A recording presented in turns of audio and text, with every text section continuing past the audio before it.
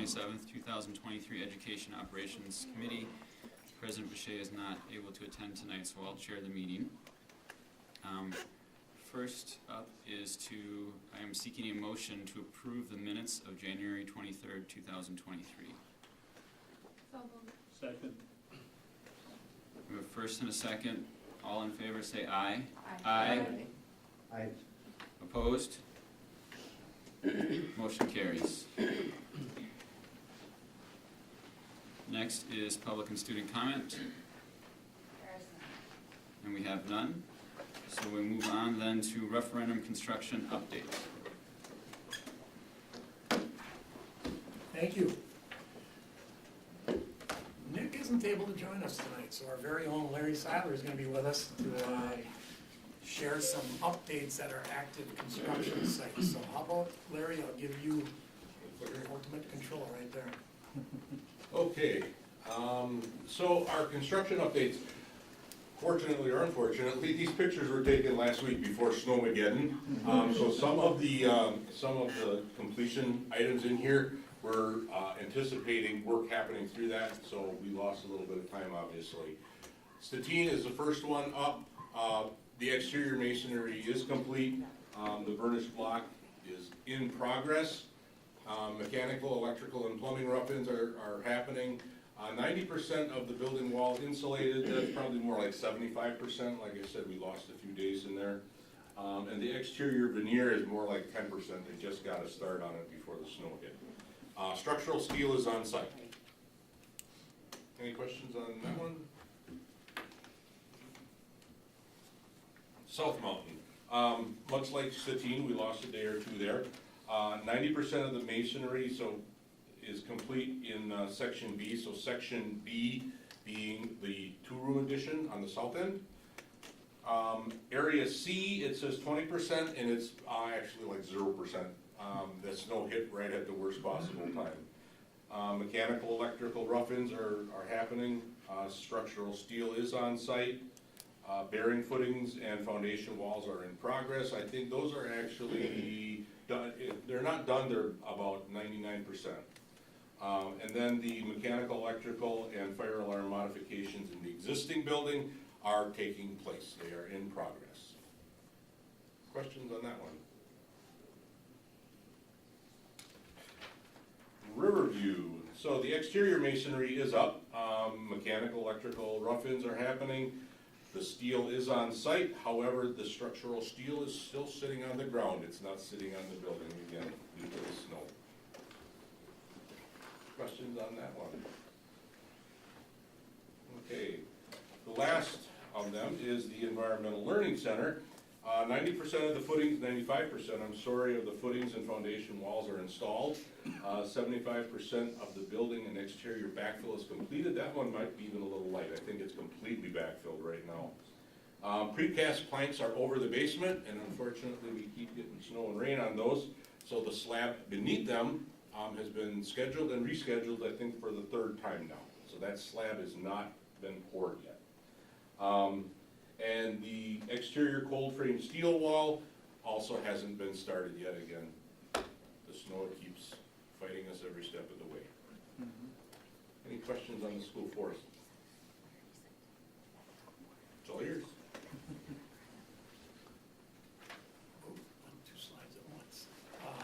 This is a slide you've seen before, at least the formats. We can talk a little bit less about the format each time. And actually, the numbers that have changed, the East Athletic Phase 1 green number, the John Muir Middle School green number, and the West Athletics Phase 1 green number are all numbers that you have seen before and you voted to approve as a board to take it to bid.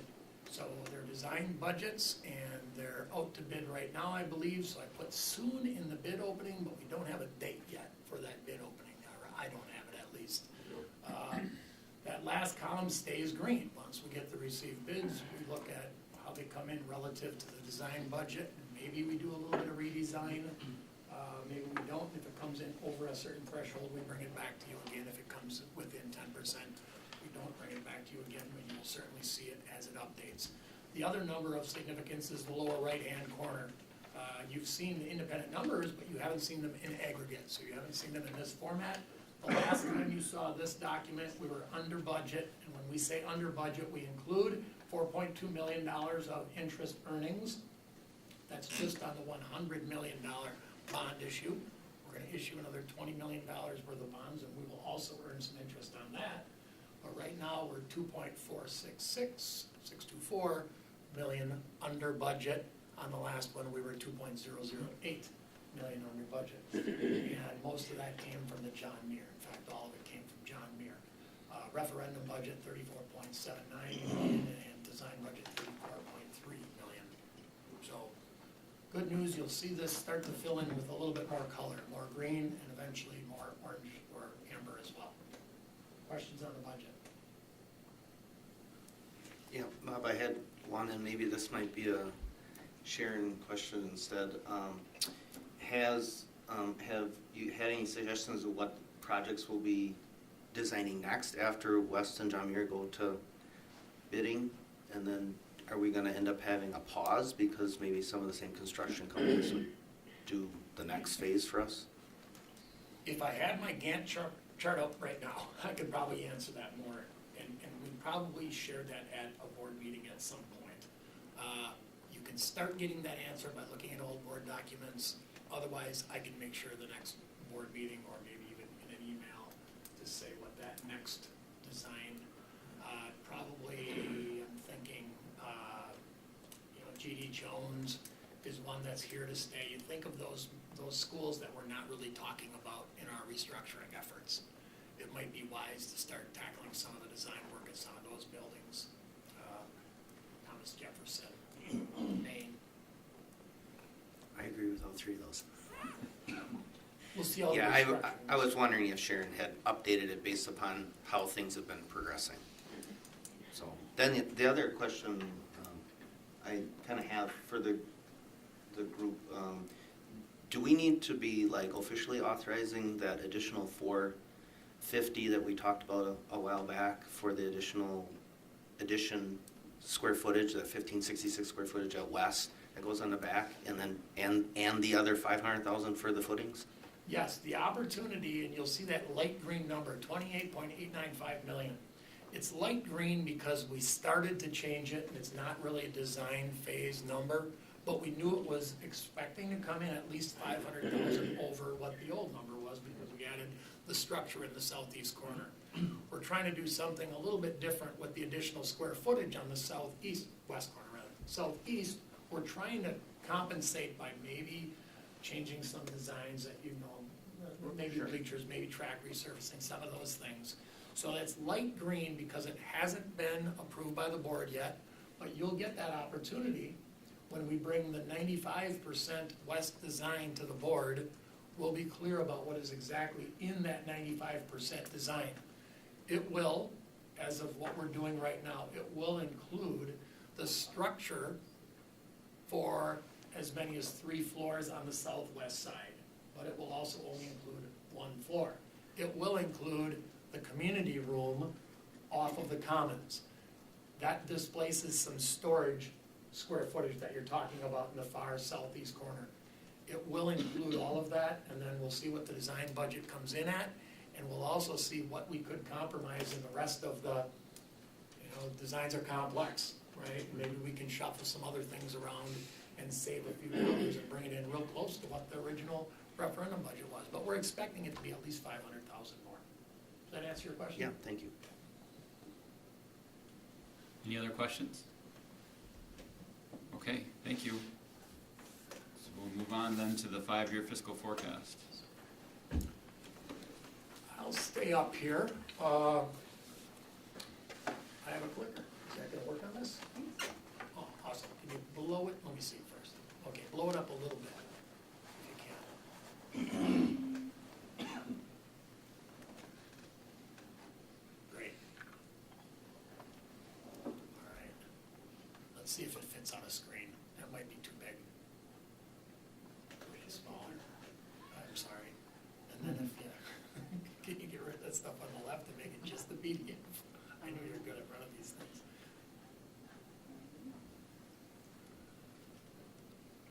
So, You have to look at the stuff on the left. okay, that's okay, that's okay. Sorensen, who's with me here tonight. He can maybe help me answer some of these questions, and his staff.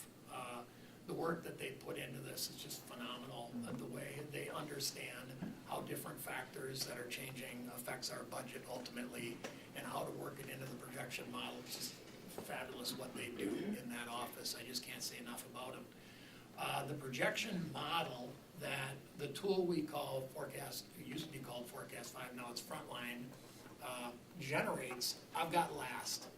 And if you only look at that independently, it tells a very small part of the story. You might start at the end and look at the forecast model and say, wow, we're really in good shape. We only have to cut $700,000 and then maybe a couple million the next year and a couple million.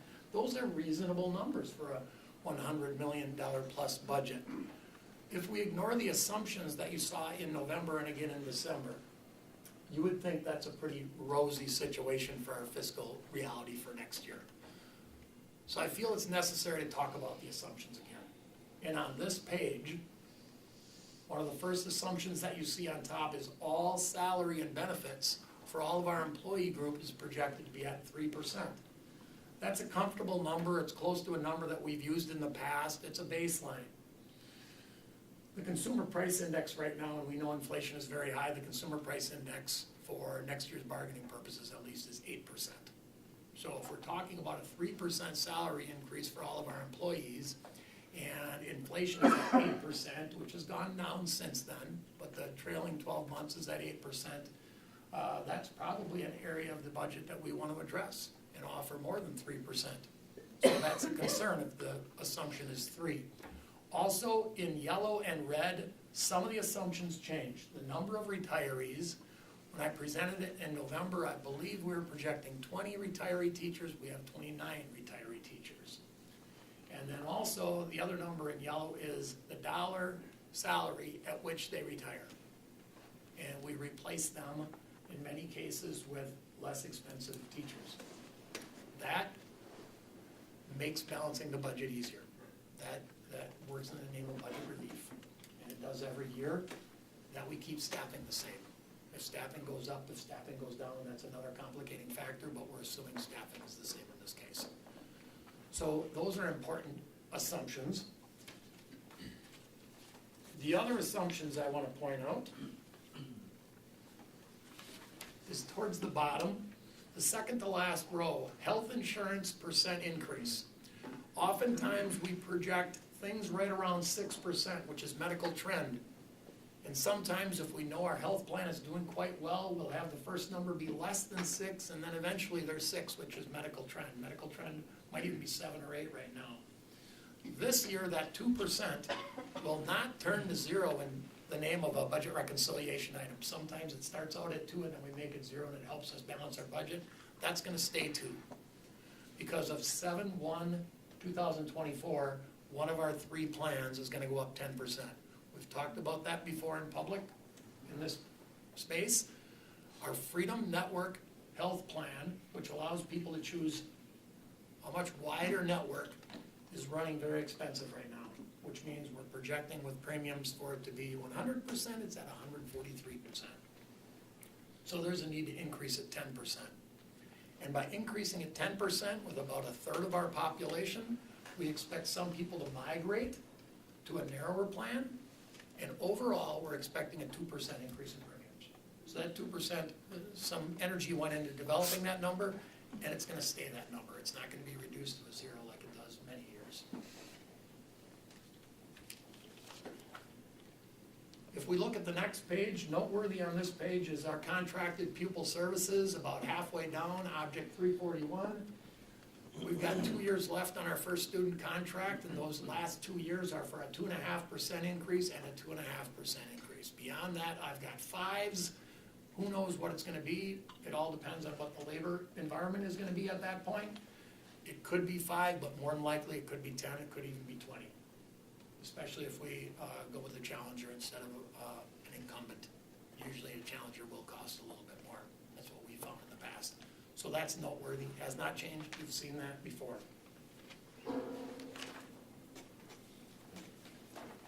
Yes? So one question then, is that even, I mean, when we had talked before, we had said it's likely minimum 10%, could be 20 plus. Is that doing us any favors by just penciling that in at 5? That's also gonna be the first year of restructuring, if we go in that direction. So that number could be disrupted, not only by the labor, not only by the new contract, but also by restructuring. So you're right, the 5% is probably way under. We don't pay as much attention to that third, fourth, and fifth year of the projection tool, but that's a good point. We should probably make that bigger in the name of being realistic. Yeah, 10 or yeah, 15. I think it'll just paint a clear picture of what we should expect. And it probably isn't gonna move the needle as much as you might think, but in the name of being accurate, I think it's a good idea. It's about a $3.5 million spend, changing from a 5 to a 10, or a 10 to a 20 even, is a good idea. Good catch.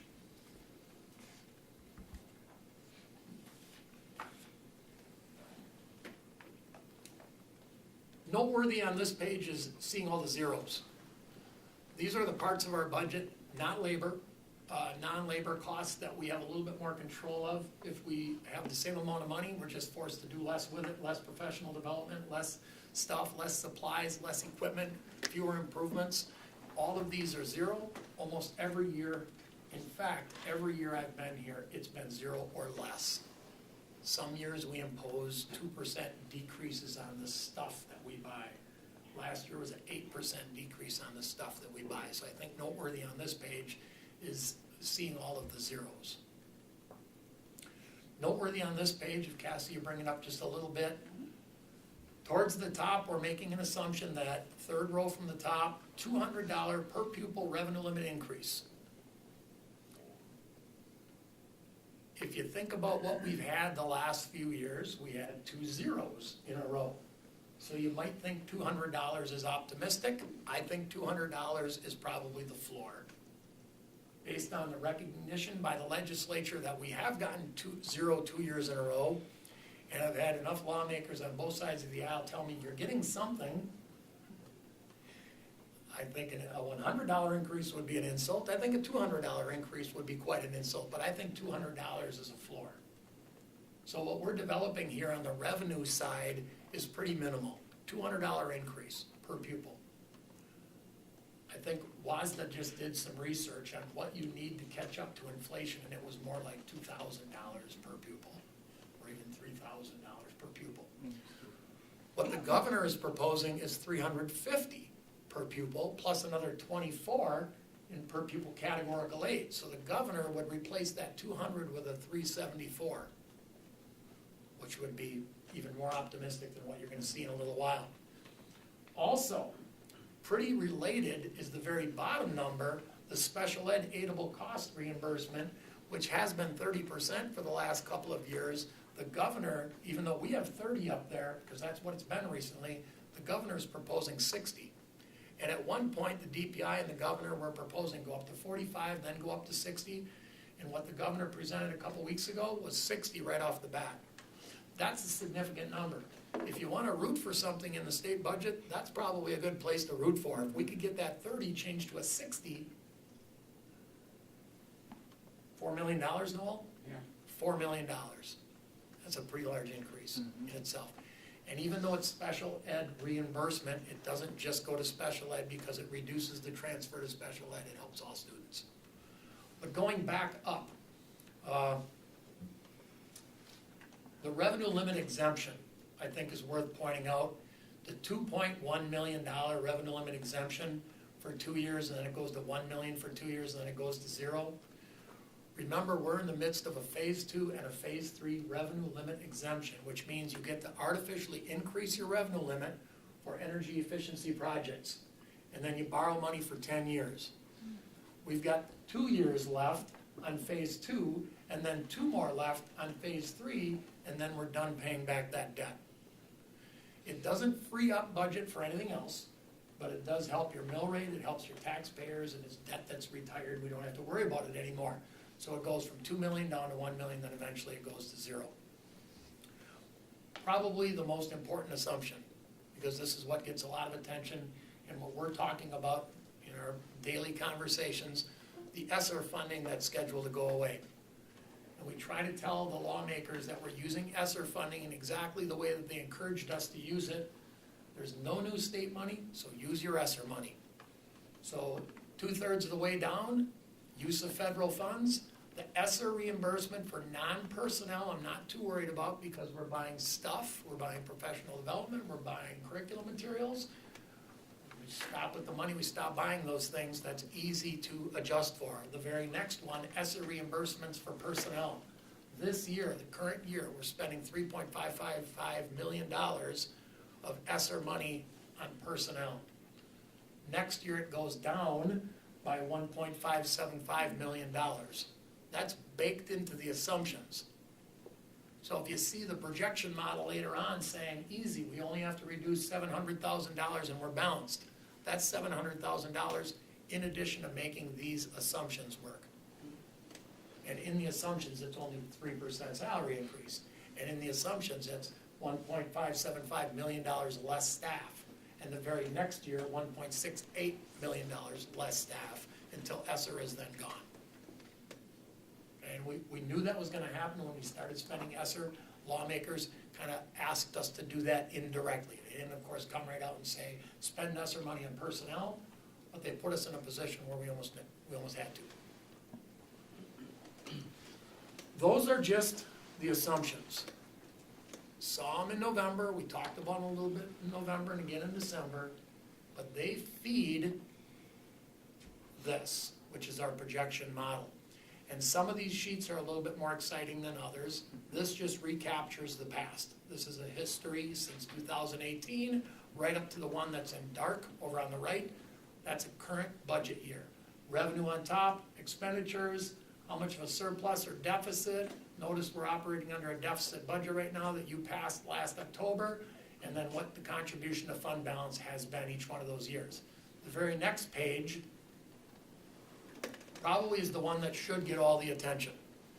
This is our Fund 10 projection, and it also includes Fund 27 because Fund 27 transfer affects Fund 10.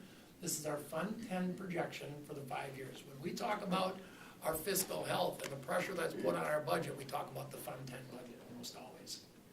And the most important number immediately is in the 2024 fiscal year column, about halfway down, $736,000, almost $737,000 that we need to reduce if we're gonna have a balanced budget. Now in the past, in October, this board has passed unbalanced budgets. In fact, $700,000 is close enough to being balanced, and we have a strong enough fund balance that the previous 3 or 4 years, you've passed an unbalanced budget by $797,000.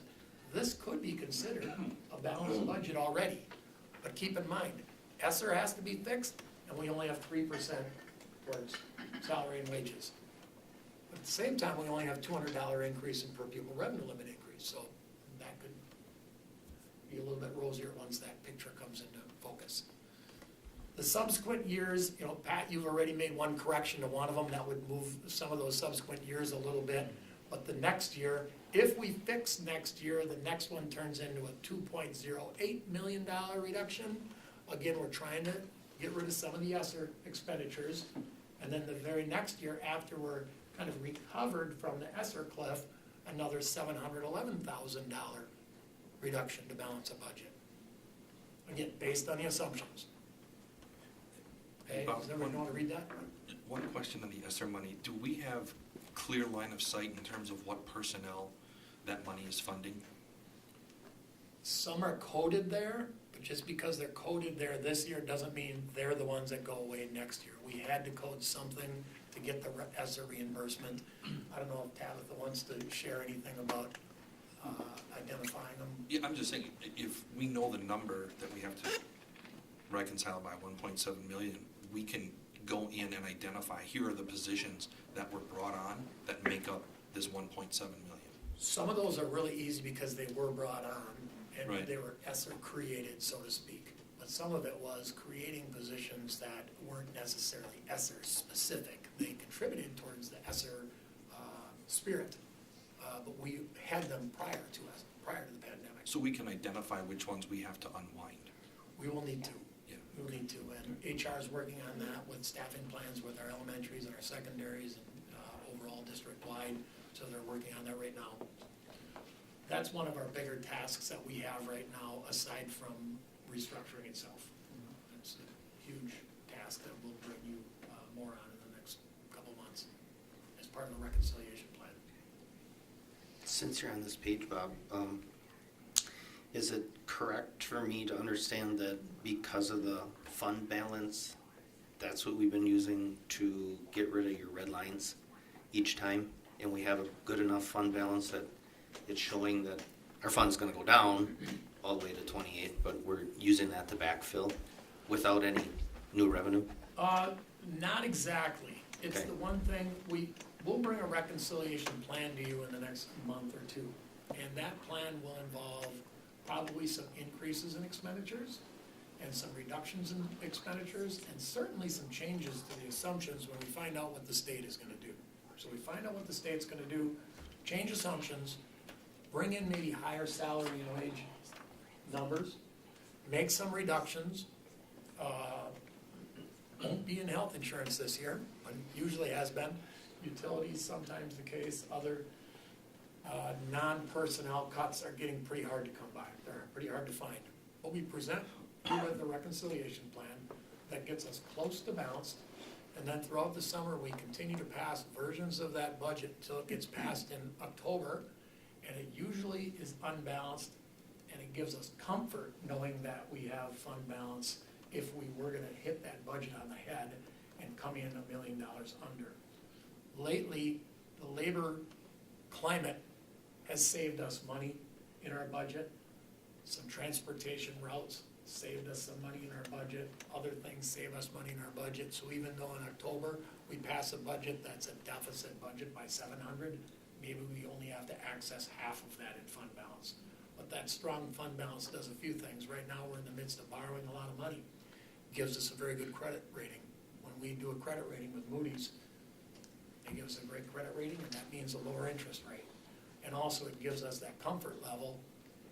If we're gonna do something with a deficit budget, we know that we have some buffer there. Also, Makes with sense? fund balance can be deceptive, and I've said this before, like, our fund balance is the amount that's in there on the date that DPI says, tell us what your fund balance is. For me, I think it's better for my mind to think about it as, what's the lowest it was during the year? Like that's the number. So it's not 28 million if at some point in the year it got down to $100,000 and we were close to having to go out for a short-term loan to pay our employees the next week. It really was $100,000. You know what I mean? Yep. So that's how I always try to think of it, rather than just the date that we pick for reporting, or we don't pick it, DPI picks it, It's but. fiscal year end, so Yeah. these are June 30th numbers. But the way our funding comes in, we're still paying people in months where we're not getting funding in, so we're paying them out of our fund balance, so it's going down, down, down. The date that gets a lot of attention is this one with the public. The date that gets attention to Noel and myself and his department is December 5th, Noel? First payroll in December. First payroll in December. That's where we have to make payroll before we get our first aid payment. And that's when it's at its lowest. And like you said, if it's 5 million at that point, we feel pretty comfortable. We don't have to short-term borrow. But if it's $1 million at that point, we get a little bit more nervous, especially if we have a lot of health claims. If we have a lot of medical claims, because we are a self-funded medical plan, that could cause it to be even lower than that. So we have some of that money protected for our health plan and some of it protected so we don't have to short-term borrow, which a lot of districts do. I used to be in a district. Every year we borrowed $15 million. It wasn't for a real long amount of time, but we don't have to do that here. But it adds up, because there used to be a budget item of short-term interest. So every year our annual budget would have, you could have 6 figures just in interest, because you had to borrow millions of dollars for 2 months. Exactly. Were you able to, or did you put any assumptions in for any level of restructuring merger happening in fall 25, or we just left all that out for now? It's all out of the assumptions. It probably could fit in the budget itself.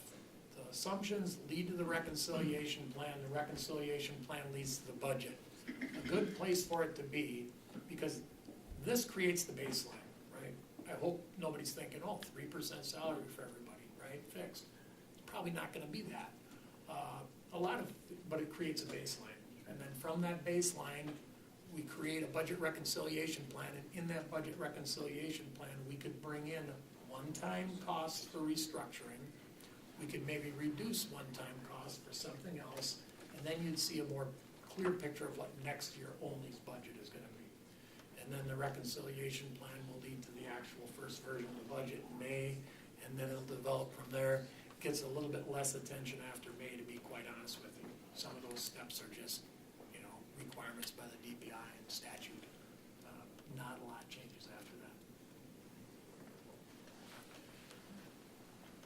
I could talk about every one of these slides, every bit as long, but they aren't as exciting, to be quite honest with you.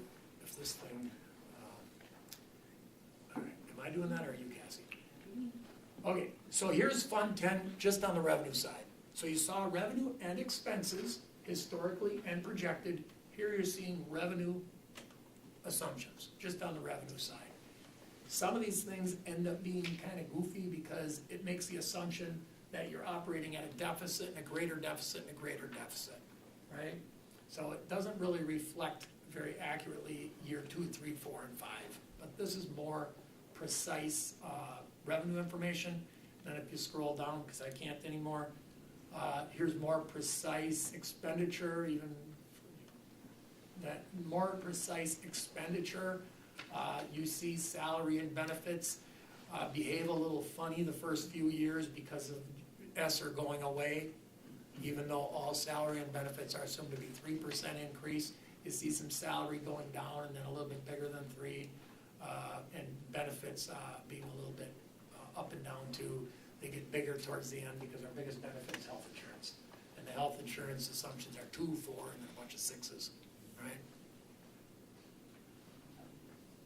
Right? Special ed fund, again, some of the personnel, this is on the revenue side, that 30% state source stays pretty stable. We're hoping for that. That's where you can see it double, or turn it into $4 million. That's the history, but if you go to the next one, a good number to look at there is state sources, 4.5. Now that's not all reimbursable with that 30% reimbursement, but most of it is. If you think of a 30% reimbursement changing into a 60% reimbursement, that 4.5 million could easily turn to 8 million. Okay, so that's what we're rooting for in the state budget, right? Okay, so again, more detail on revenue and expenditures for Fund 27, Special Ed. Flip to the next one. Revenue on the Fund 27 side, go to the next one. A lot of this you can look at a little bit more closely when you have some time. Fund 27 expenditures, future, next one. Fund 38, this is the past. Fund 38 is where we record all of our energy efficiency debt payments, where we get additional revenue limit, but we have to make debt payments with that. On the very next slide is the future, so now you see that going to 0 eventually. We've got phase 2 and 3 for a couple more years, then just phase 3 for a couple more years, then nothing. And if we go to the next slide, now you see Fund 39 in the past. Now remember Fund 39, we got pretty aggressive with. That was part of our strategy to pay down debt and give us an opportunity to pass a referendum with no mill rate increase. In fact, we talked about a 43-cent mill rate decrease and we doubled that. This strategy that you're seeing in the past allowed us to do that. Getting aggressive with prepaying debt, saving millions of dollars of taxpayer money in debt. But the very next slide is the future of Fund 39, and you'll see how it drops off considerably, but also keep in mind that we've got $20 million that we have to issue yet, that we're gonna try fitting in there, and we didn't know exactly where it would fit in last year, January 17th, when you asked me to structure the debt in a certain way. The closer we get to understanding how restructuring fits into our plans, we can build that next opportunity for a referendum with as much precision as we want to, by placing that last 20 million into that debt profile. If the natural opportunity for a referendum happens, so be it. If it's not natural, we can do like we've done in the past. And we can prepay debt, we can levy for additional debt to create that perfect opportunity to make it the most affordable for taxpayers, which we did the last time.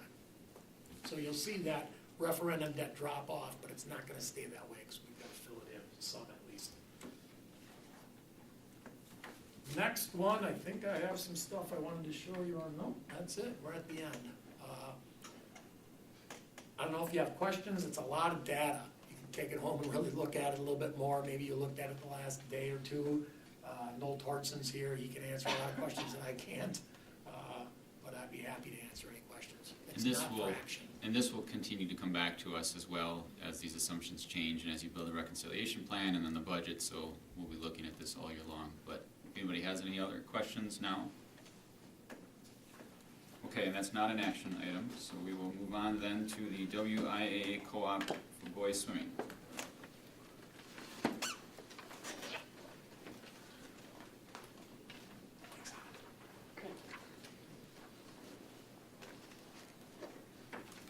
Hello, everybody. I'm here to request on behalf of our two high schools that you consider a proposal to form a co-op between East and West for boys swimming. We have swimming at East right now for our boys, but not at West. And so the co-op would give students at both schools the opportunity to play together, to participate together, to be involved. We are in the process of working through this, so we'll actually bring the full approval to you at the next meeting. Tonight, I'm just hoping that can maybe answer a few questions, maybe get a few questions you would like answered for next time, and that you'll move things forward. So far, in terms of the process, the conference has had conversations, and the ADs in the conference have recommended to the principals of the conference to go ahead and approve this on their end. But with the weather this week, the principals were not able to meet, so that was delayed a little bit. But they will meet before the board is back together again. What can I answer for you, or what information can I bring back?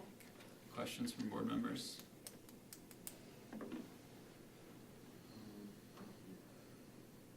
Is there any, you have on the second page, under number 5 about, is this the, you got 10, 16, 16, 14, is this the number of students that participate? Yes. So East has been able to have a consistent team, but West has not had a team in those years. And there's one student we know for sure of who's interested next year. That could grow a little bit, but probably not enough to sustain its own team next year. Okay, hearing no other questions, then I'm seeking a motion to recommend to the full board the approval of the WIAA co-op for boys swimming as presented. So moved. Second. A first and a second. All those in favor say aye. Aye. Aye. Opposed? That motion carries. Thank you. Thank you. And next, we have a restructuring update. Yeah. Good evening, everybody. So shorter update tonight. We've been doing a lot of work in the background, trying to get things ready to go. If you go to the next, right there we go. So just so you know, we are taking some time to really finalize some planning, talking about some consultants, talking about that, but really focusing on quality over speed. We know how important these next couple of years are in terms of planning and implementation. Feedback, so we are focusing on quality. Very thoughtful, very collaborative. So that's kind of the things we have in mind as we continue to move forward. Can you go to the next one, Cassie? So here's, in the short term, what we are trying to do. As you know, we've got a large number of teams that need to begin to work. We want to precisely map out their work. Who needs to go first, who needs to go second, whose work is dependent on whom, and so we're working on developing that structure. Similar to what you've seen with referenda, right? There are things that happen first and second and whatnot. We are going to be reaching back out to staff to get feedback into a number of these teams. We're looking for opportunities for student input. Not sure what those are going to be yet, but just again, these are on our minds. We are talking to some possible outside project consultants. Don't know if we're going to bring any for approval, or if not. We're just exploring right now to see what opportunities are out there. Again, I'm very confident, in our staff, but I just want to make sure this, and we all do. We want to make sure that this goes, is done at a very, very high quality. So we're doing some research there. Obviously, the board did not take any action on elementary, so we are, talking to our charter schools. We got our current Montessori charter together and our proposed environmental charter. We got those folks together to talk a little bit about some possibilities. I know there's been some questions about the child care, so I have a meeting with Mr. Bailey from the YMCA. We're going to talk about that business model, what that would be, and we will bring that to the board to ensure that the board is comfortable with that business model before we proceed talking about buildings and whatnot. So again, we'll bring that back to the board. And then community engagement communications. Diana and I have been talking quite a bit. We said one thing that we would like to do is hold some quarterly public meetings, just an open meeting. People can come and listen. We can give them an update. They can give feedback, whatever that might be. We're seeking the best venue and schedule for that.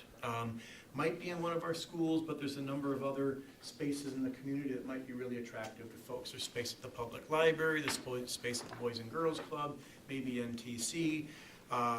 So anyway, those are the kinds of things that are being discussed right now. Let me pause. Just can you back up one, Cassie? Sorry. Any questions or suggestions on those first couple slides? Otherwise, I've got some updates and some questions for you. One suggestion on the community meetings, as I'm sure you've thought of, is variety would probably be a good idea, so that it's at different locations and different times. You may have a meeting that most people can attend when it's at 6 o'clock in the evening, but there's that percentage that can't attend evening meetings, and so it might be good to have one in an afternoon. Probably not going to be as highly attended as the one at 6, but just a little bit of variety like that might be a good idea as you develop those. Thank you. That's a good idea, I think, and you might even consider doing two of them on the same day, and one leading in to the other. So, because of quarterly, if we want to keep it on a quarterly basis, that would make it more frequent. Thank you, yeah. And the quarterly was just our first thought. We figured that, with about 3 months, in between, there'd be significant enough progress, there'd be something to report out, but not too long where people kind of lose track of things. So yeah, we could do it more often. I'm just not sure if it would be as productive. One question on the community engagement. I think that we've all heard the calls now for like an advisory referendum question that would be next April. What are your thoughts on that? So yeah, it's where I'm at, and certainly this is, if the board is interested, we could do it. My thought is this, and it's interesting. I'll share this with you because now you asked me. Now I have to talk about it. I'm reading a very interesting book, and it talks a little bit about the history of our democracy and why we are a representative democracy and not just a pure. I forget the actual phrase. When everything is decided by a majority rules. The whole reason that we are a representative democracy, and I think the reason why I think the board should make the decision, is that people do not have the time to understand all of the complexities that go into a decision like this, and the opportunity to think about and explore the long-term ramifications, right? Projecting those, and the charge to really think about what's best for all children instead of their own personal experience. So we have a representative democracy. You've been elected to represent the community. You've spent dozens, if not hundreds of hours to understand this. And so to put the decision in the hands of people who inherently are not as well informed, I think would be a mistake. So my recommendation would be that the board makes the decision, but certainly that is a conversation we could entertain.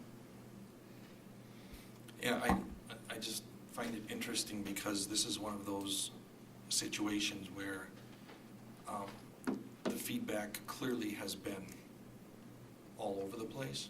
And I can tell you that sitting here today, I have heard, I'm not gonna say significantly, but I've heard generally more questions and concerns about the plan than I've heard favorability, like, we're all in, let's go.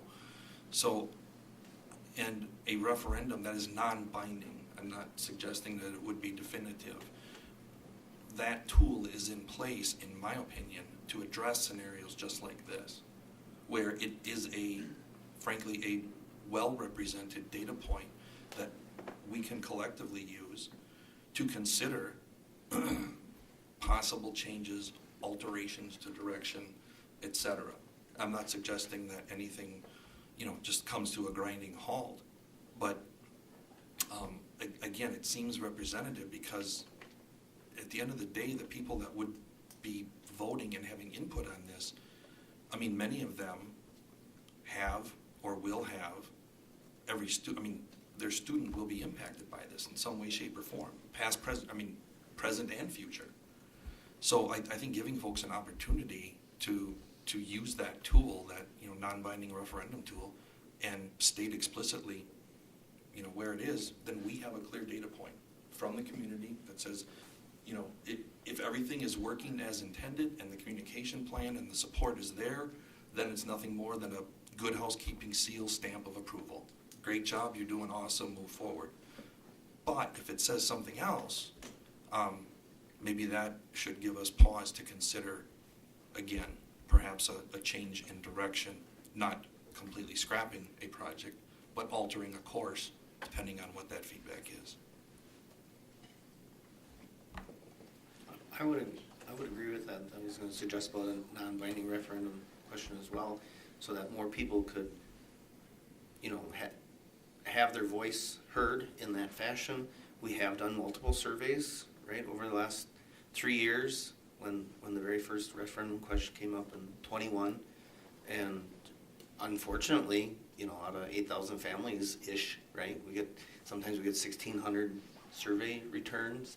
So that's a lower amount, and maybe in this fashion, more people would be willing to speak out or partake because they're going to vote instead of having the extra time just to do a survey of sorts, right?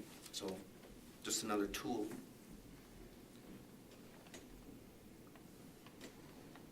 I think when it comes to surveys, there is an inherent problem, like you just mentioned. Of the surveys that we've done, even though it costs money, I definitely favored the one where we paid an actual company to come in and do a representative phone survey where they, got whatever number of people to talk to that they needed to in order to be representative. They know all the statistics on that, and they actually had a conversation. And nothing's perfect because that's limited to who's willing to talk to you on the phone for 20 minutes. I mean, not everybody's willing to do that, so that isn't perfect either.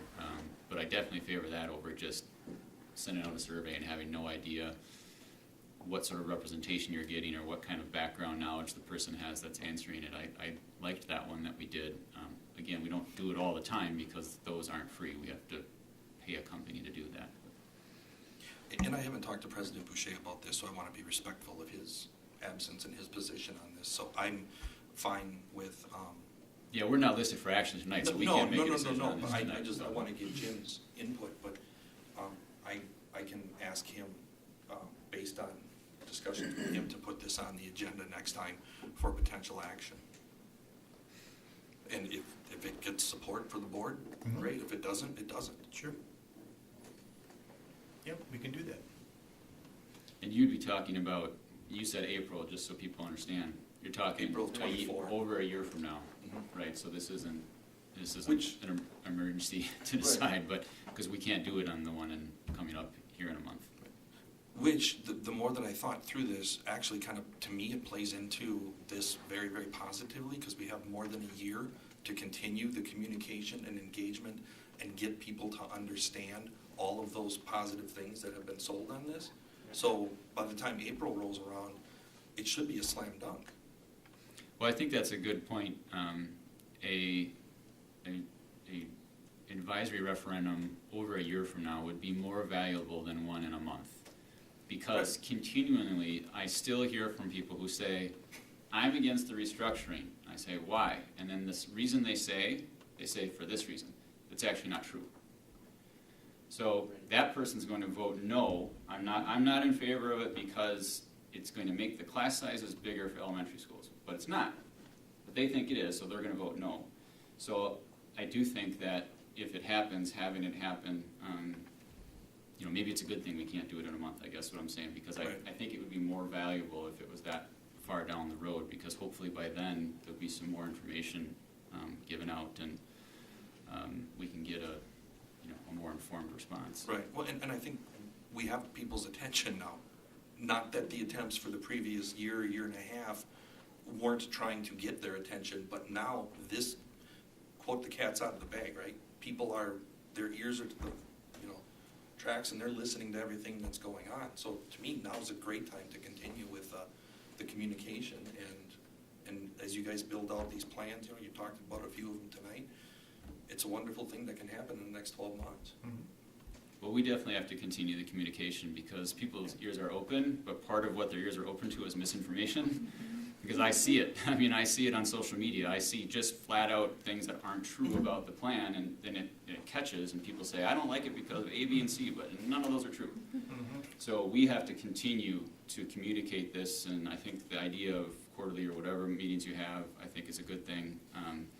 And then obviously as the plan develops, I think some people thought that, okay, we voted, and so now that's it, now it's done. But actually, all that did is start process, basically, of now we need to do the actual work and work on implementing the plan, and who knows, there may be things that are discovered along the way that cause us to want to make changes to the plan in some fashion. So I think now is where the hard work comes. My thought is that referendums are often very skewed because of a number of other factors of who may be running on the ballot for what kind of issues are going on.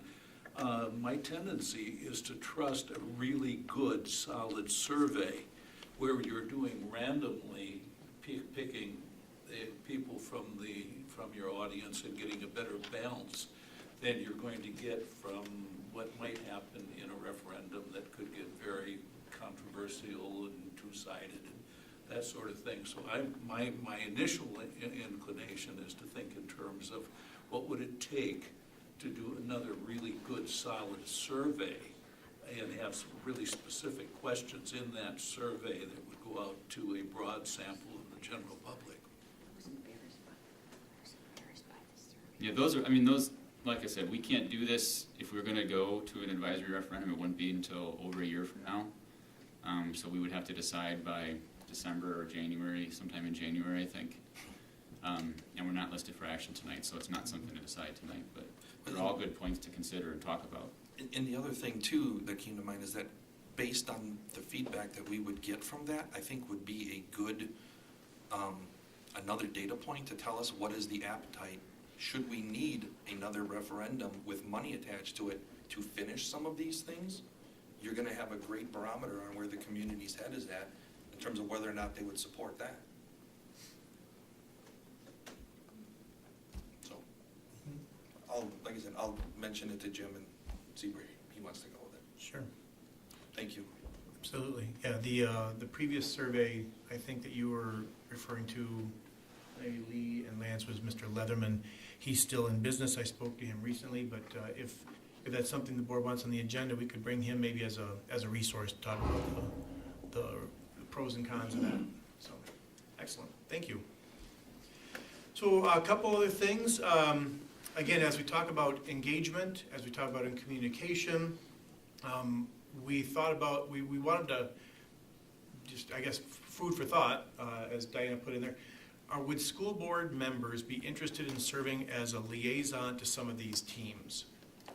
There's pros and cons to that too. You know, the goals would be those listed here. It would be an opportunity if I'm running a team and Joanna is my liaison. You know, she may come to some of the meetings, she may not. I would keep her updated. If I, as the team leader, wanted a board perspective, I could go to her and say, what do you think the board would need here, would want? And so and then at a board meeting like this, where a team would share an update, one of the board members would have, you know, some extra background, kind of like we did with the subcommittee members, right? So, so we were thinking about that. And again, no decision tonight, just wanted you to think about it.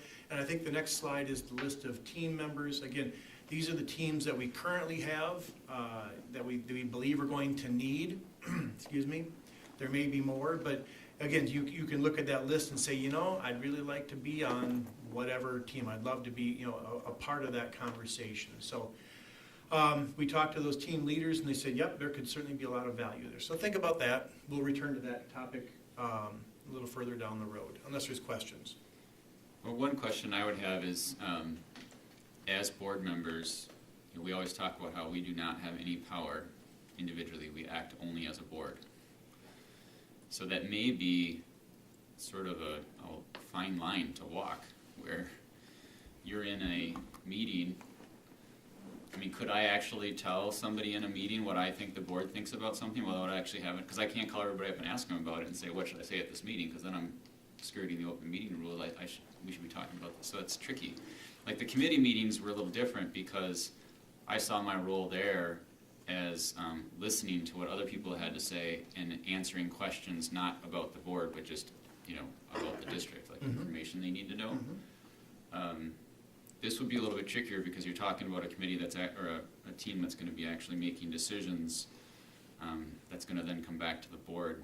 I think it would be, I'm not saying it couldn't be done, but it would be, you'd have to be real careful with what the board member's role is.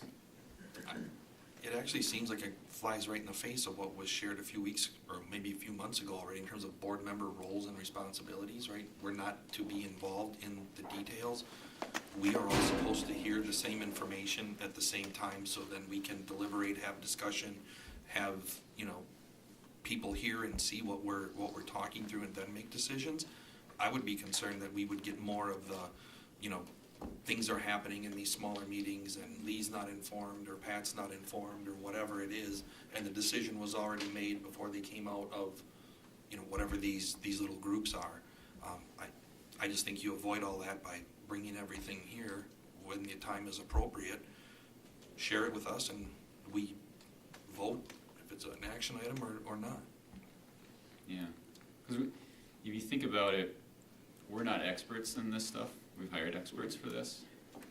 So our role would really be to try to say what the board thinks, kind of. And that would be very hard for one board member to do. Or what do you think, like, I'm just looking at scheduling for high school. None of us are experts on scheduling for high school. We have experts for scheduling for high school. So my role on that would be to try to sort of guess at what I think the board will think about it, and that would make me very uncomfortable. Couldn't we be there as just to force more open thinking sometimes on topics? Just whatever that one person happens to think is the open thinking, yeah, I mean, I don't know, it would make me uncomfortable, I think, but I'm not saying it's impossible. And again, it was a thought we had. I've used this in another district. It was a positive. So again, you're right. There's the risks and benefits to that. I guess it's similar. Mr. Sillers right now sits in on some of the planning meetings for West, right? And it's been a healthy conversation, and so I guess that was kind of in my mind when we thought about this. So, thank you. Next one, Cassie. Okay, there was some interest at the last meeting about staggered implementation. So we did a little bit of work on this.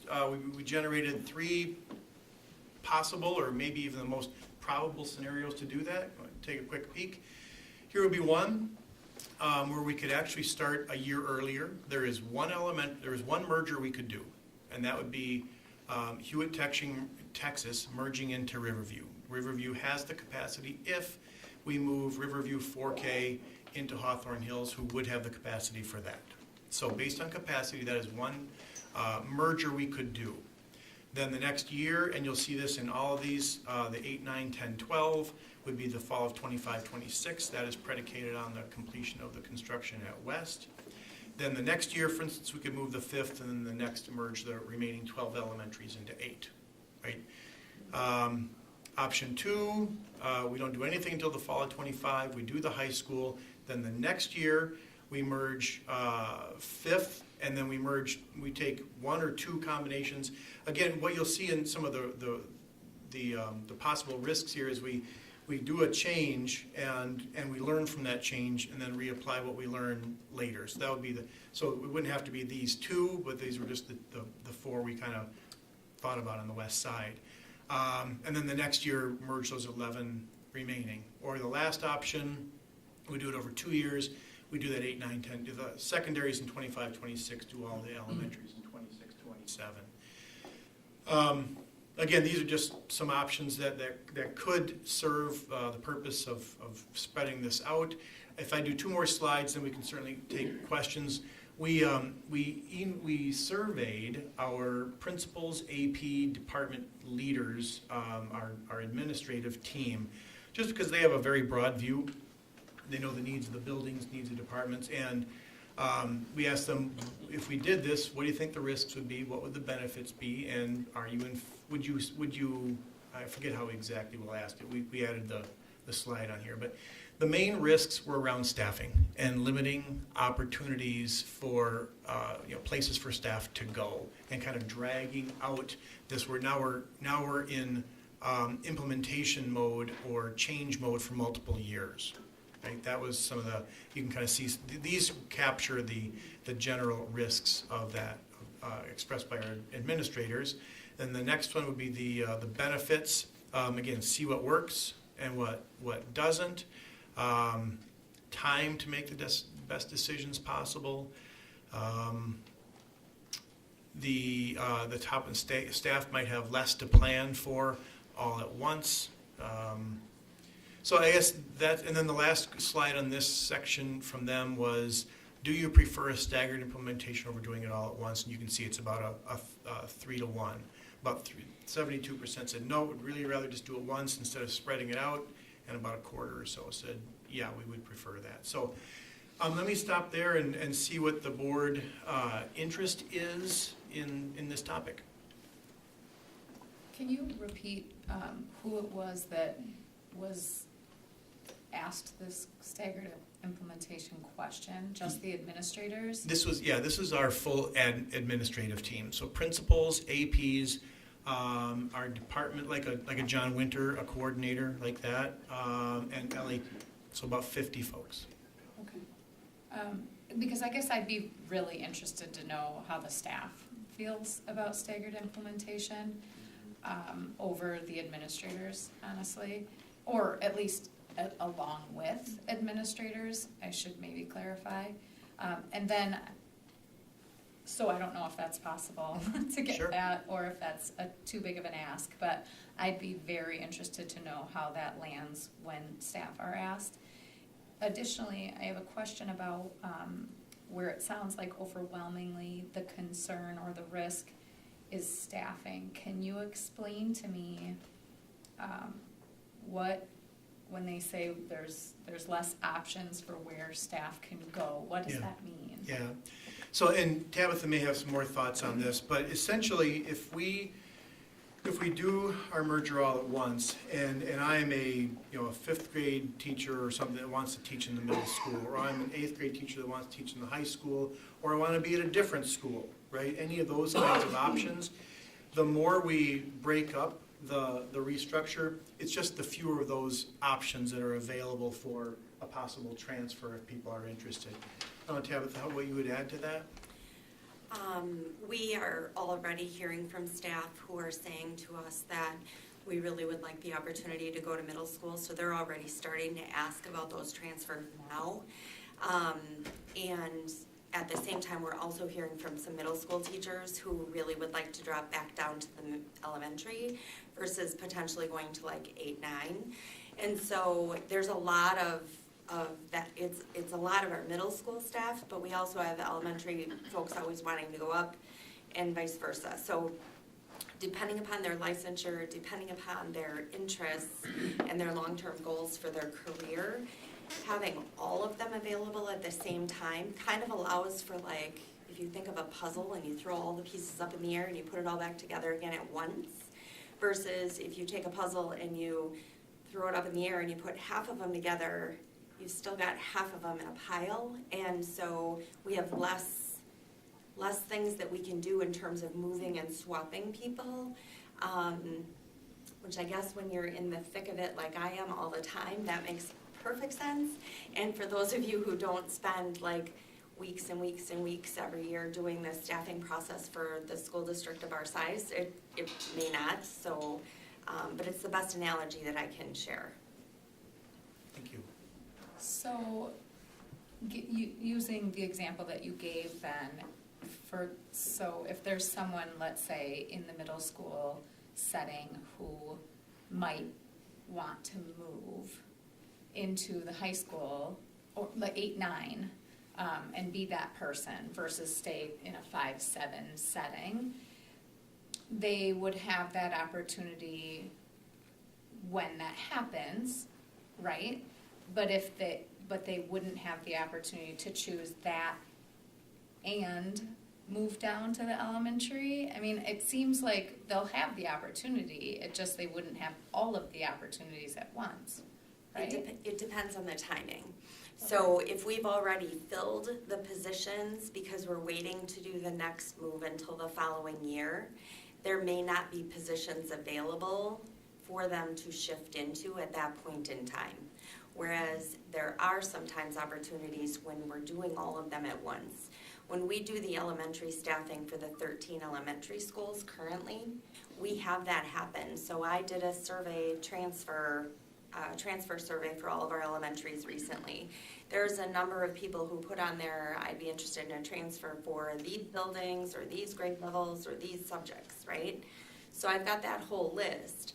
And I may not have openings in this building right now, but if the person 4 lines up from them gets their transfer, that creates a domino, so I can then move somebody potentially into an opportunity I didn't previously have available. Well, if we do them in 2 separate years and we fill all of our staffing for the first round, those spots are then full, and I don't then create those openings in the same way when we go to do year 2. So I hope that better answers your question. And especially with the 5th grade piece, because we have some efficiencies when we move to 5th grade, and we're looking when we have those efficiencies to be able to create some additional resource teachers, potentially, instructional coaches or reading support staff, whatever those resource positions are in the end result. We won't be able to create those positions until we have those openings available. So it just has some limitations if we're not doing it all at once. Sure. Granted, it's a big job to do all at once, but it's going to be a big job either way. So I appreciate that clarification. That is helpful. You asked kind of for our thoughts on this. I guess to me, I hear those concerns, and I can appreciate that an individual teacher might feel like they have less options in that place, but when I look at this from the greater view, my concerns are far more focused on the larger implementation piece, and I want to see if we're moving down this road that this is done with excellence. And I think in order to do that well, we need to be able to slow it down a little bit and not have every building impacted all at once, so that our admin teams and all of these teams that were just outlined for us can focus their attention in certain areas. And we also have the time with regard to building a new DNA with staff that's coming from all different places. And I think that takes time to really build momentum and take people from both buildings if they're merging and really develop that sort of forward momentum. And I guess that's just really important to me. And then when you see, okay, this went well, this was a really great way that we were able to engage people who have already got the relational currency in both buildings, and now together they came and built that in one building.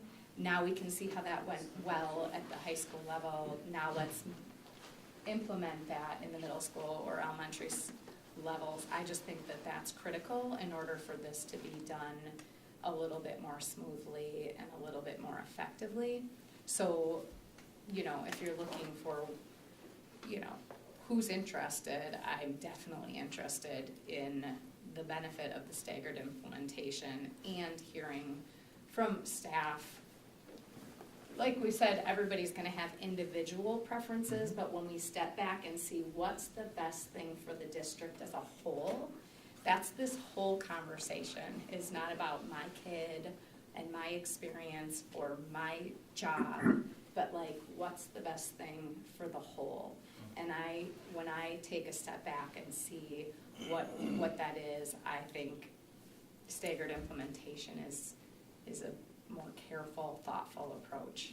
So I would be in favor of looking at that and also getting the feedback from staff about their interest in staggered versus all at once. So. Yeah, and just a reaction to that. We had an admin meeting the Tuesday after our board meeting, so I just had an opportunity to talk with that group in particular about this, and so that's why we followed that up with the survey. We can certainly do an educational piece for the rest of the staff and ask them if the board's interested. One of the questions I had, Bob, is there any money in the budget, I didn't see it in the materials, for retention payments? So we have staff in grade schools, right, middle schools, high schools, who are going to be impacted, whether they're from a school that is going somewhere or whether they're in that school that is going to be, quote, receiving another school. I can almost guarantee you that regardless of what school someone is sitting in, every person in that building is saying, what about me? Because there are clearly going to be some positions that are redundant, that are not necessarily going to scale with the size of students, et cetera.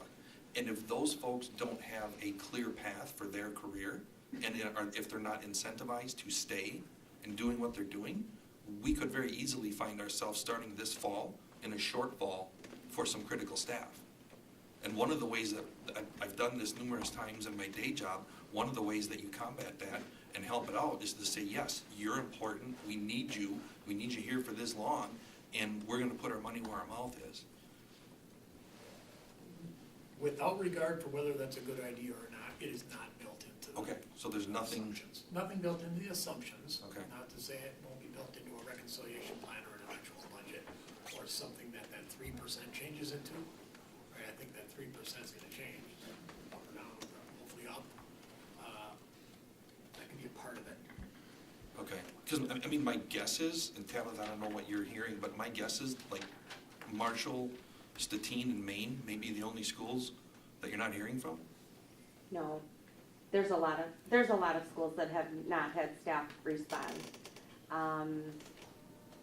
There's a very small minority of staff that so far have been asking about moving, because the answer That's they've great. received is full buildings will move with full student populations, and that's been pretty comforting to most.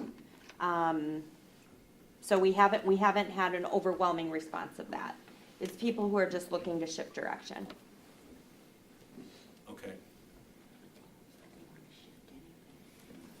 I have a question on the,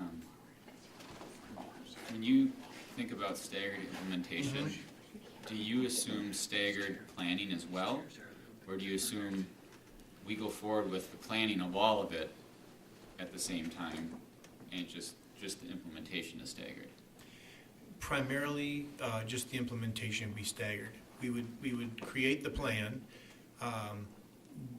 implement whatever portion the board said they wanted implemented at what point, learn from that, maybe modify the plan based on those lessons, but the planning would all essentially be done ahead.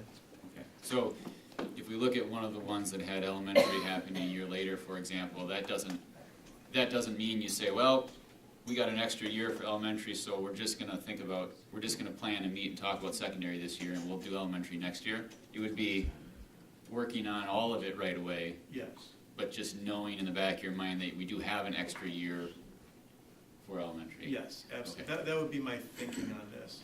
Because again, some of the plans that we create will likely impact other levels, so we would need to do it, I think, simultaneously. Okay.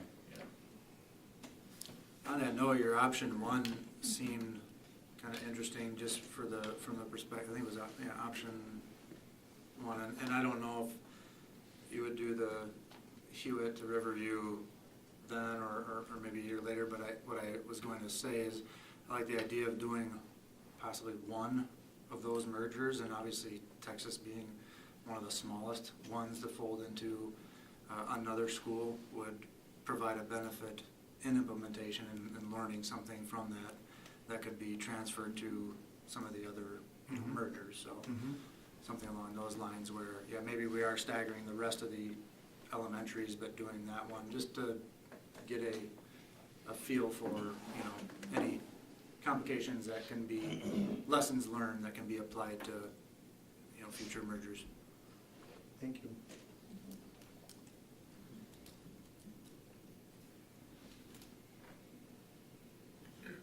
Any other questions from board members?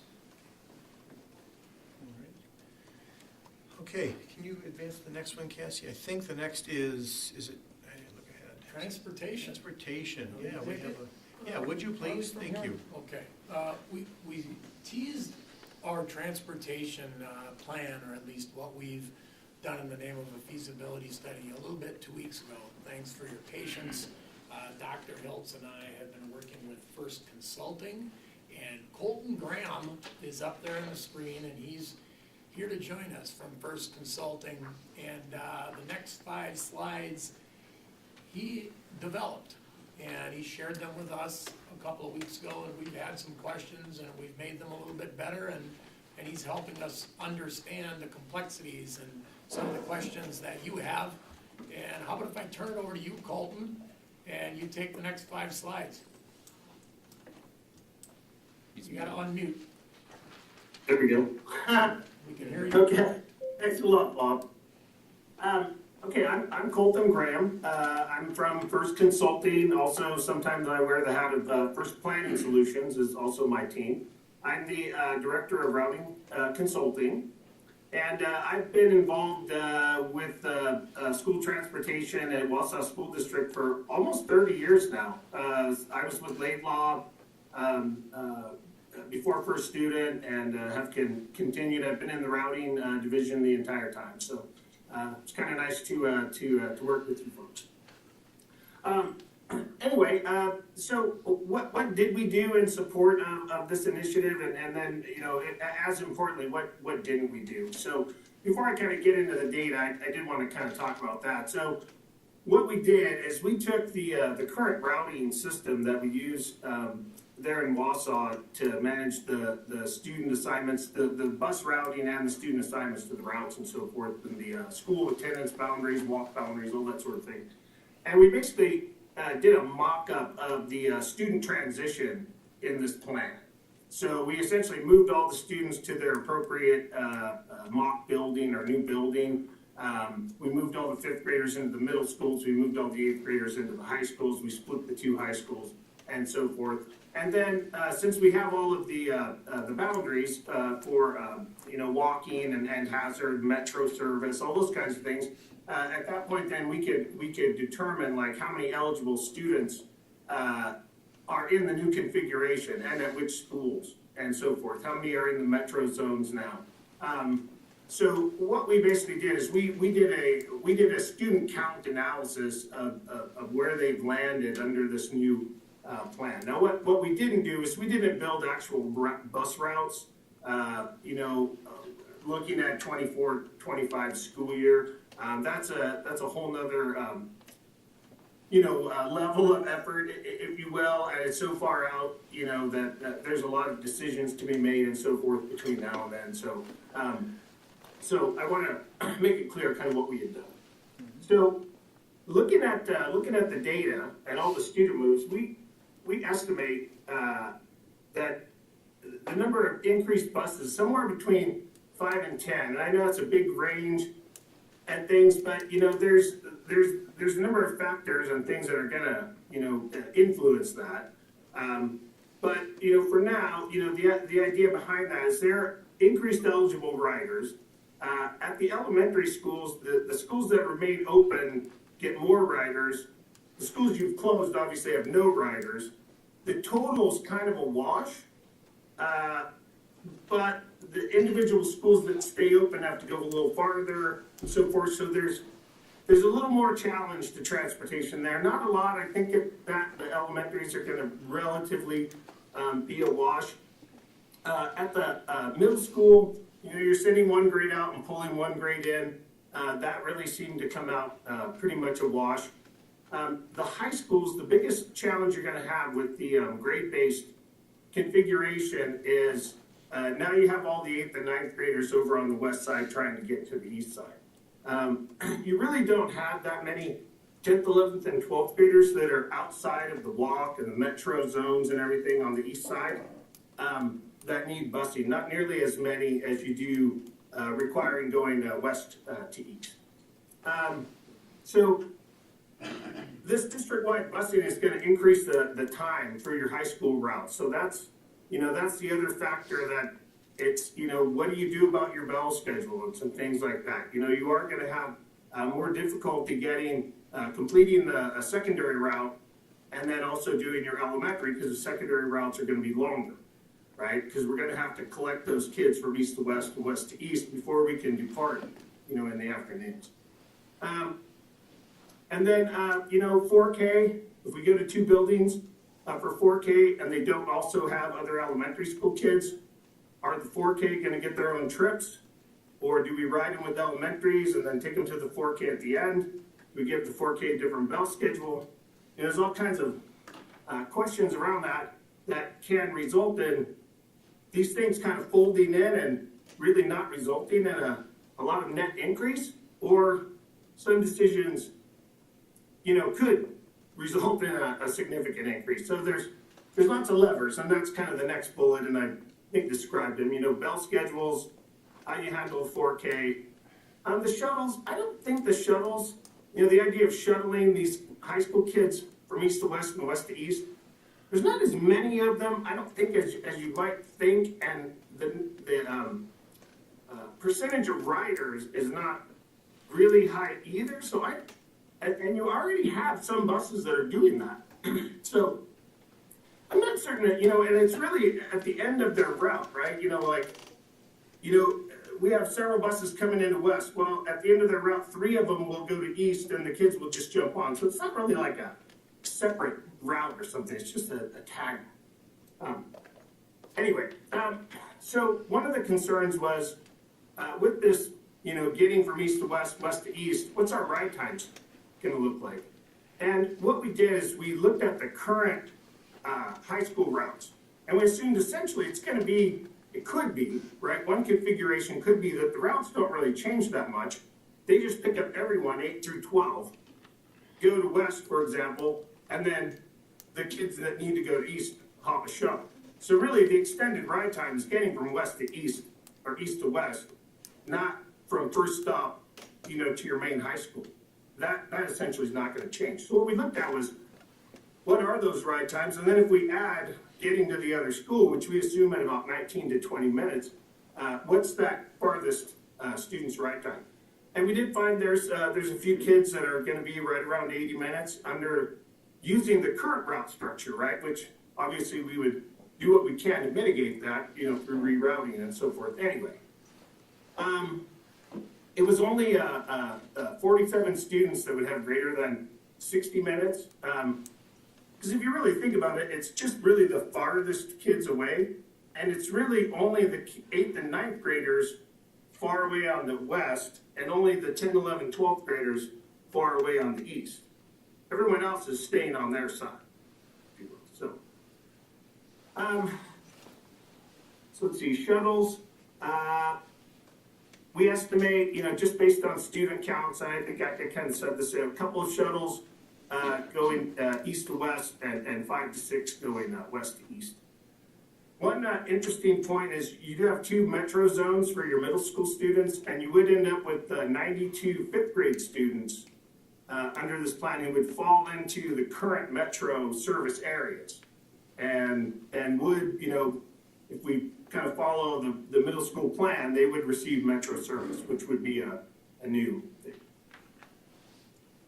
Next slide, please. So what we did is, this is just a graphic of those farthest routes, of the kind of ride time analysis that we did. So you can see these are current routes. So Route 9 is going to east currently, so it's 57 minutes. It's going to be about 76 minutes to get to west. So forth, Route 13, 52, and 71, and so on and so forth. Route 43 shows just under 70 minutes to get to east, and then it would be about 88 to get to west. I kind of have a feeling there's maybe some directional changes we could make to that route to shorten it a little bit. But what we did find, though, is that there's actually no student that has to ride that far, because the first student getting on that route isn't going to west. So, and that's the trick, too, is if the kid getting on that first stop is going to east, they're not going to experience that long ride anyway. So what we did find is in this group of 4 routes, which are the longest current routes serving east, we had, this breakdown, 50 to 60 minutes, we had 16 students, 61 to 70, 23 students, 71 to 82 students, we didn't have anybody over 80 minutes. Next slide, please. Same thing, looking over on the west side. In fact, those routes are a little bit shorter in general. We had, 10 students in the 50 to 60, 17 in that 70 to 80, nobody over 80. And again, looking back at the executive summary, 47 total students showed as being over 60. Next slide, please. Okay, now this is an interesting thing that you're going to have to consider and address. Is right now, if you look at the graphic on the left-hand side, we're showing the walk zones, current walk zones, so West High School walk zone, East High School walk zone, and then those other boundaries are the current metro pass areas for the high schools. So the problem now, though, under this plan is you're going to have East High School 8th and 9th graders living in the West High School walk zone.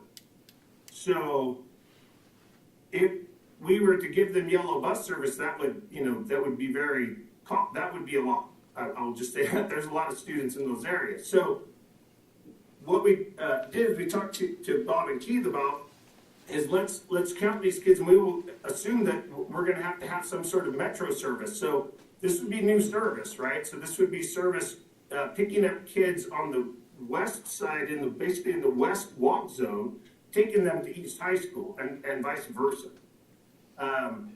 So there's a number of kids in there. We called that the extended. So we called the West High School walk zone the extended East Metro, or the extended West Metro area for 8th and 9th graders. 222 kids live in that area. And the West or East Metro area, 10th and 12th graders, 131 kids in those areas. So it's not insignificant. So next slide, please. This will be the last slide, and then we can have questions. Can you go back just one? There. I'm sorry. Forward one. There we go. Okay.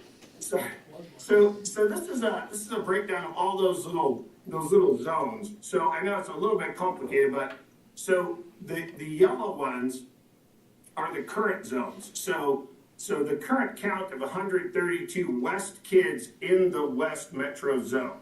So the counts in blue would be new, right? So those are West kids in the East Metro South zone, West kids in the East Metro North zone. And then the ones in the new Metro Those kids actually would have been walkers if they'd gone to East, but now they're too far from West, so they get Metro or they get Yellow Service, one or the other. The interesting thing, I don't have it on this slide, but I did go in and look at how many kids today live in those metro areas with it being divided, right? Because everybody who lives in the West attends West and is a walker, so there's no service out of those areas. And it's actually significant. There's about 900 kids who live in those metro service areas, grades 9 through 12, grades 9 through 12 and the 6 through 12, in those metro areas. About 900 kids. Under this plan, there would be about 1,300, a little over 1,300 kids in those areas. So it's almost a 50% increase in who could receive Metro service. Now, I don't know, exactly how many get a pass, versus how many could get a pass, what those numbers break down to. But that could be significant. And really what it is it's kids who would have walked to the high school before and now need some sort of service. And so our assumption is Metro would be the most reasonable. So, I think that's about all I had. What sort of questions do we have? I have a question. When you reference 47 students who would have a ride of longer than 60 minutes, is that 47 eligible students or 47 actual riders? Those are 47 students who live in those rural areas who are eligible, then, yes.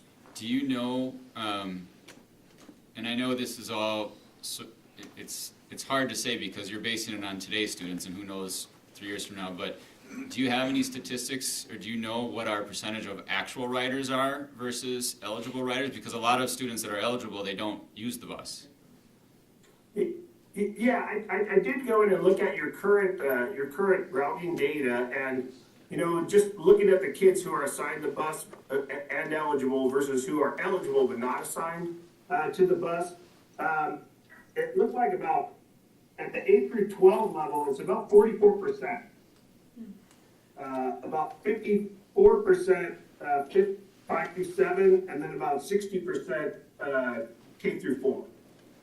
And then maybe the harder question, so 44%, that's based on assigned to a bus. Maybe you don't know this one, but the harder question then is how many of them are actual regular users? Because a lot of parents will assign their students to a bus and then rarely use it, but they have it just in case their normal plan doesn't work.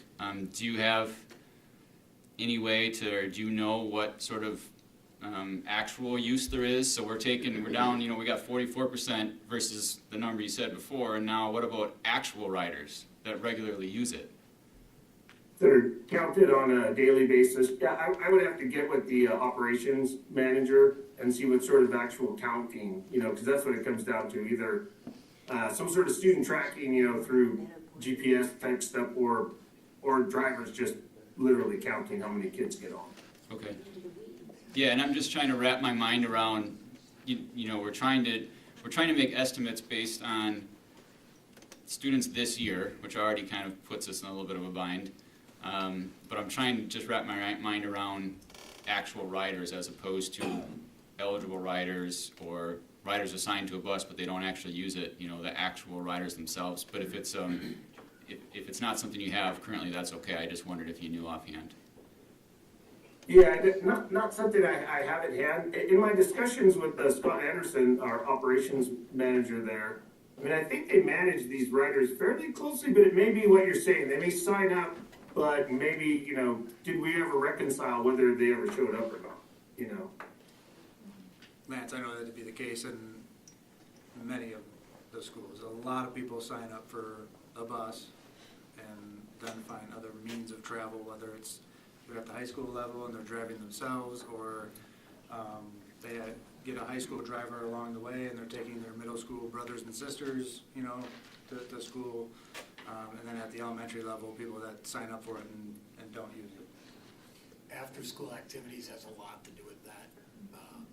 every intention to ride the bus, but today I have practice and I have a game and I bring my little brother with me and things like that.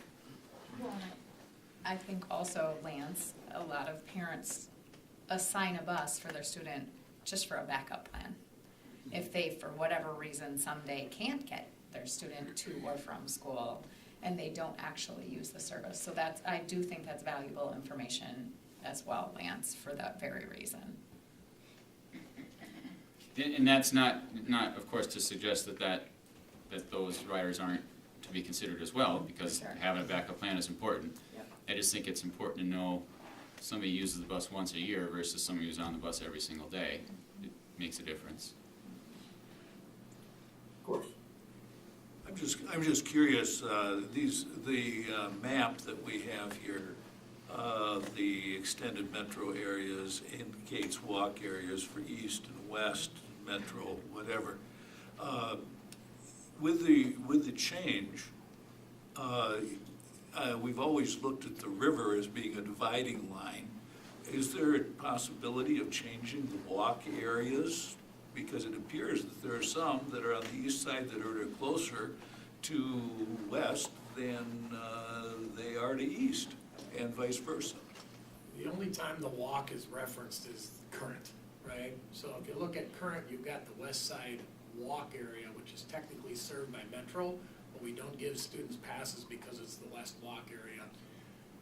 If we restructure, as we've been talking about, there would be no reference to walk because, they would still walk to the senior high, but they would get a Metro ride to the junior high. Does that make sense?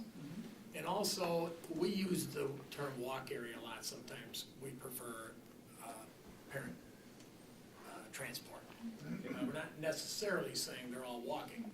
Some of those students might be 1.5 miles. They might be getting parent transport. They might be riding on their own. Some of them get Metro rides and pay for them on their own too. So sometimes that word walk area is misnomer. Does that make sense? Where the left side is the current and the right side is the proposed? Did I capture that accurately, Colton?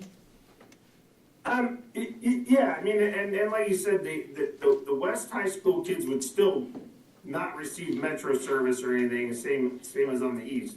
If you attend West and are in that area, you would still be a walker per se. It's the kids across the river. Now the point about can the walk zone extend across the river?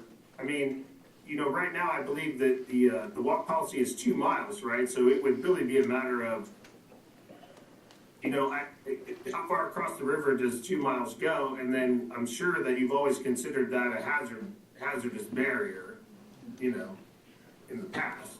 So I haven't had to think about it before. Never really had to consider that, but it's a bridge. And Bob, what do we pay Metro annually? per ticket used, Well, what's our students? outlay each year approximately? I'm not gonna offer an answer because it'll be wrong unless Noel offers one, 95 cents a ticket. Your wingman bailed on you. He's gone. All right, can you send A good way to that? scale it is 95 cents a ticket. So if you think of it that way, what Colt was suggesting before, if you have 353 additional students, $353 a day for one way, $700 a day both ways, $175. Not all of them get used. All of these students, some of them are eligible, but they don't even want Metro ride tickets. Sometimes we give them Metro ride tickets because of practice things, they don't use them, so $100,000, let's say. Okay, thank you. See, you did give an answer. But he warned you that it. I it's rounded off the top of his along head. the Yeah. way, so. So can I ask a question then about that? Because it sounds like, if I understood this correctly, that the increase in students then who, we're at 900 that maybe are eligible for that Metro service. And with this change, we would move to 1,300 that are then in Metro service. Is that correct? Approximately. So an increase of 400 students who at least would be eligible for Metro, not necessarily using, but within those walk zones that need to get from their east walk zone now to the west campus. Most of them. Some of them would be fifth graders, Oh, okay. right? There are a few fifth graders that would also also get Metro tickets to the middle school. The total number of middle school Metro didn't really change because the eighth graders went out. I mean, the added fifth graders just replaced the eighth graders. Good point. Any other questions, board members? Or anything else to add? No, thank you, Colton, for being available for us tonight. No, you're welcome. The only thing I would leave you with is really, I think the two, the big pinch point here is gonna be this extended ride for high school students. And really, the PM is gonna be your tougher time. I mean, you can do things in the morning, drop this off a little early, to get your shuttle. It's any bus over at West that's gonna have an East kid is gonna have to wait for them, right? And then that's gonna make it hard to get to your elementary school. And so, what you do with the bell times, and then, once we see who these kids are, maybe you require them to register, especially the ones that are trying to go east to west and west to east so that we know who they are, because we might have to hook up some direct ride home for some of them in the afternoon to avoid all the buses at West, for example, waiting, for, if they have one kid from east and they have to wait, you know what I mean? That could really be challenging. So that's the one thing. And then the other one, and I know we haven't talked a lot about it, is the how the elementary functions, with the 4K. Today, 4K just kind of rolls into the elementary, and then it's kind of an individual tier in the PM. But with separate buildings and then serving half at the district, how does that work? What are their bell times? Do they still roll into elementary? Those are, I think, where your cost increases are gonna be. So. I think it's also important to understand this is a feasibility study, not a full-on routing plan. And sometimes the phrase proof of concept comes to mind too. We're getting closer to understanding, can this be done? Yes, it can. Here are the limitations. Here are the things that are gonna be the pros. Here are the things that are gonna be cons. And we can continue to work through them because a lot more detail obviously has to be developed. But from a proof of concept perspective, the work that First Consulting did makes it look like this is possible, especially if we're flexible on some things like bell times and shuttles and fifth graders on Metro and things like that. As I say, the shuttles piece of it is one where, we've got an email sitting in our board inbox, where my student isn't gonna ride the bus from my house to West and then over to East. I'm going to drive them there to the shuttle so that they're only on a shuttle for 10 to 15 minutes heading to East. So I think there's a lot of that will, would transpire. And that would be possible with the plan like this, correct? Where if you're already driving one of your older students to the senior high campus, you could bring your younger student who needs to get to the junior high campus, drop them off and have them just ride the shuttle from the West campus to the East, right? That would be an option. Okay. Absolutely. Including walking to West to get on the East shuttle if you live close by, or walking Yeah, West we to get get on on the the West zone. shuttle. In fact, you could in theory, it could be a lot of kids, you didn't figure it out, but you could make the whole West walk zone that you have to walk to West to catch the shuttle and not give Metro service, right? It's essentially what they have to do now.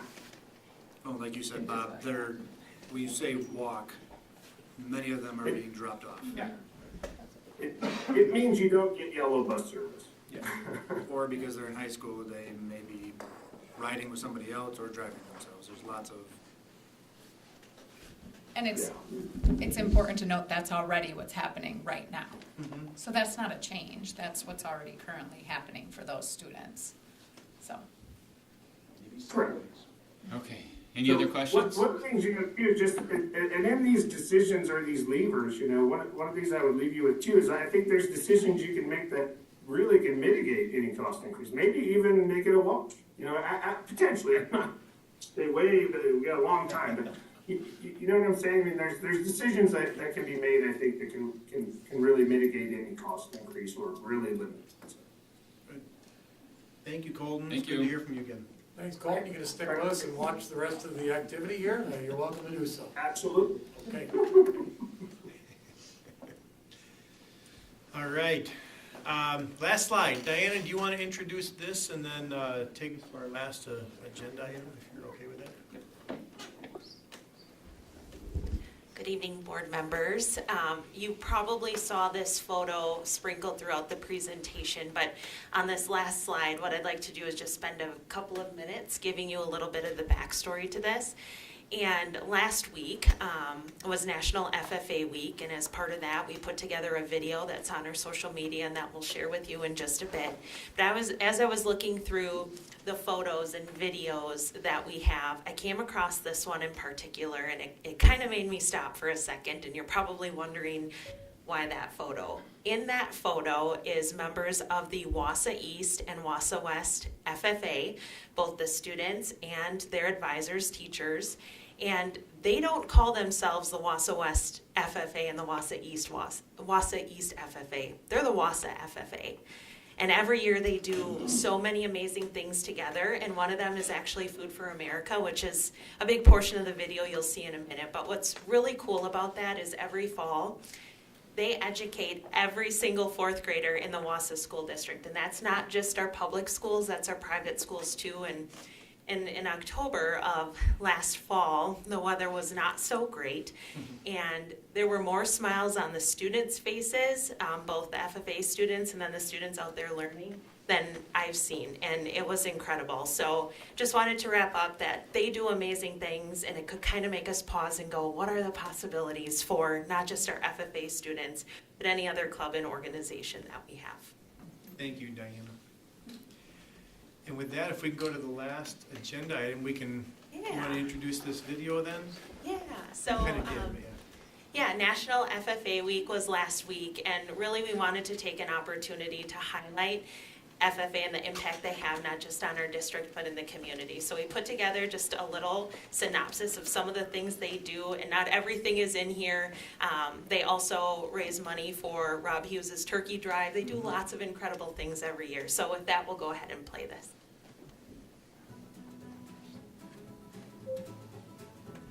Good music selection.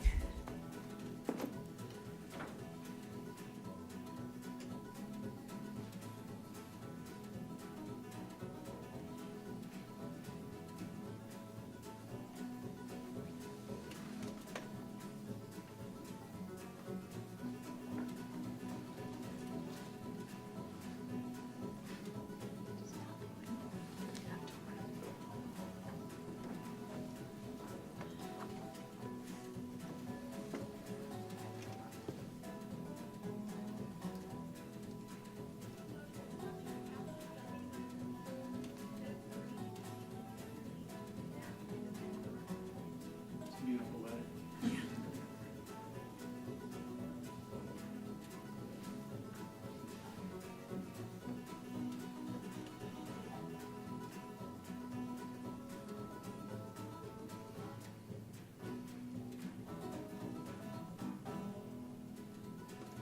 And each one of the stations that you see is led for the most part by the students. The agriculture instructors also helped. They had a lot of fun.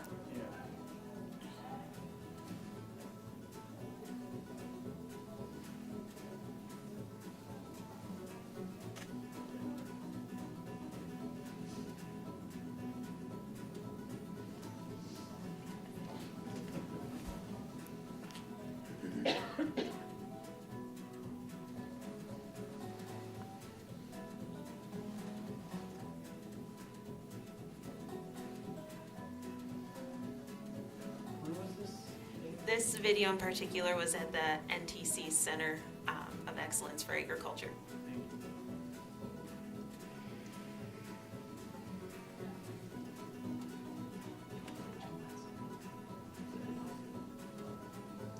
And the students also got ice cream, which they were really excited about. 30 degrees.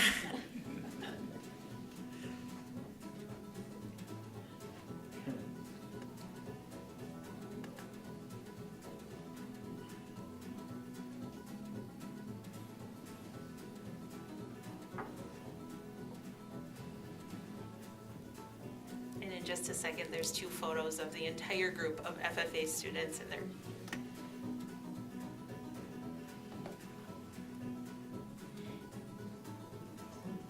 And a llama?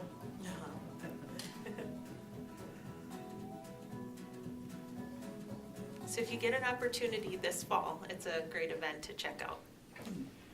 Thank you, Diana. Could you, as long as we're talking about, these videos and such, you shared with us that these kinds of videos and things have gotten some extra traffic on social media. Yeah, Could you update the board quickly? For the first time in, at least since I've been there, our Facebook posts are now reaching about 83,500 people, which is pretty incredible. And our goal is to maybe hit 90,000 by the end of this week. But we've just shared a lot of celebratory pieces of information, great things our students are doing, our staff are doing, and people love to see that. So we're going to keep that up, and videos help tremendously. Yeah. So we're going to keep those coming. Yep, thanks for all your work. Thanks for sharing that. We would like to bring more of these things to the board and to the community so they can see all the things our staff and students are doing. So thank you very much. You're welcome, thank you. Okay, I seek a motion to adjourn. So moved. Second. All in favor, say aye. Aye. Opposed? Motion carries. We do have a special meeting. And it's a very quick item, so I think we can go right into it without a break, if that's okay with everybody. Okay, I will call the February 27th, 2023 special meeting to order. And our first item of business is to approve the consent agenda, which may include appointments, separations, leaves of absence, and retirements. I seek a motion to approve the consent agenda. So moved. Second. Any questions, comments? All in favor say aye. Opposed? Motion carries. We were set up to do a closed session tonight. Are we delaying that, or are we going forward with that? I think it would be nice to have all the board members here for that. Okay. I don't assume we have any objections to going home early? None. Good. Okay. So I then will seek a motion to adjourn. So. Second. All in favor say aye. Opposed? Motion carries. We're adjourned. Thank you, everyone. We can stay and do my event. Hang out. Yeah. Talk.